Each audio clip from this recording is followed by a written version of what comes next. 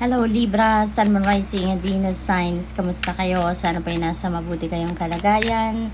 Welcome back po sa Star Tarot. Kung bago kayo rito, welcome din kayo. Thank you sa inyong support. I truly appreciate it. God bless you all. Libra, pauna mensahe po ninyo, Two of Pentacles. Ayan. So, you're multitasking big time dito Libra. Siguro marami kayong you have too much on your plate, no? Ang dami ninyong obligasyon, trabaho, maaring ganun ang ganap dito. Kaya parang, alam mo yung busy kayo. You're attending to too many masters at a time. Siguro yan ang ganap ninyo ngayon. What else? We have Four of Wands. Napakaganda naman. There is a celebration coming your way. Maaring this is an achievement or accomplishments ng pamilya, no? Or maybe kayo mismo, personal, baka meron kayong isa-celebrate dyan na achievement at isa-celebrate ninyo yan with the family. Possible din, Libra, na meron kayong kasalang attendan, or baka kung hindi man kayo yon ang ikakasal, baka may a-attendan kayong kasal, so which is really exciting. There is reunion dito then, no, ng pamilya. Maaring meron ditong pagtitipon-tipon, coming together of family or friends or both. Ten of Pentacles, napakaganda naman. This is about wealth. This is about financial future ng inyong pamilya, financial stability, security, no, for the long term. Kaya siguro marami na kayong ipon, marami na kayong yayamanin na kayo, kumbaga, no, secured nyo na yung pangangailangan ng inyong pamilya, pangkaperahan for the long term. So, yun ang kaganapan.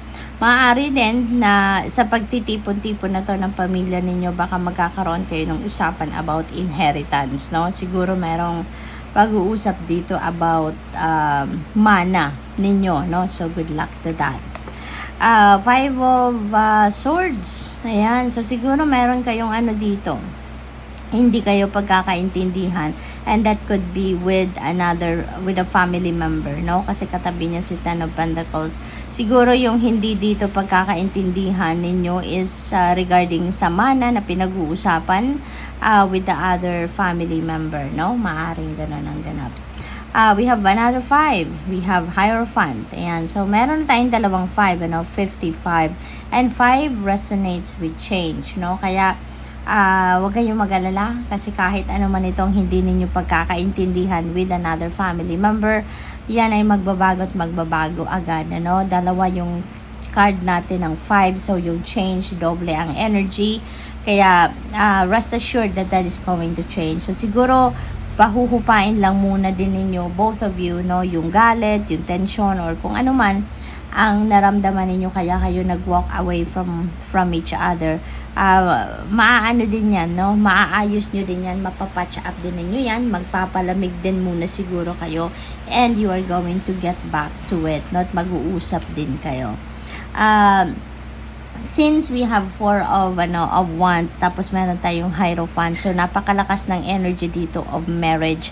Maaring meron talaga ditong magpapakasal, no, sa iba sa inyo, Libra. So maybe you are really going to get married na, or baka din ang iba sa inyo is going to attend the wedding or officiate a wedding, no? So siguro nagkakasal din kayo, possible na ganon ang sitwasyon. King of Cups. Ayan. So, this is someone na you're going to be dealing with at this time. This is someone siguro na hihingian ninyo ng advice, no? That could be related sa pagpapakasal, no? Yung advice na hihingi ninyo dito. Because King of Cups is someone na very intuitive, very sensitive, very friendly, very wise, no? Emotionally matured na siya. Kaya lapitin siya ng mga tao, no? Na hihingi ng advice or opinion, ano ko. Kaya maaring ganun din kayo sa ngayon. Someone who is embodying the energy of the King of Cups din ang lalapitan ninyo to ask for advice. We have 2 of Wands. This is planning, no? Mayroon pagpaplanong nagaganap dito. This could be planning for the future, planning for travel, planning for endeavor, or planning for wedding, no? Kasi nga may wedding tayong magaganap. So maybe kayo ay nag-iisip, nagdidiskarte, no? Siguro for anything dito sa ngayon. Since dalawa na din yung 2 natin, so that is a master number 22. That is another synchronicity. So I suggest po, please look up for the meaning of master number 22 for more guidance. Ang lakas ng ulan. Ngayon, Libra, signal number 1 po dito sa amin ka brown out, nakakandel lang ako. So, we have death energy. This is a major transformation na magaganap sa buhay ninyo. There are a lot of changes coming your way. At ang mga pagbabagong ito, this is pagbabago na ginusto ninyong gawin. No, this is your initiative na baguhin ang inyong sitwasyon. You're going to close some doors dito sa buhay ninyo because you know that hindi na ito nagsuserve ng inyong highest good, kaya magdidesisyon kayong mabaguhin na, and you are ready to embrace newness, you're ready to welcome new things, new situation, new experiences sa buhay ninyo. Okay? So, good luck. Thank you for watching. Love and light. Namaste.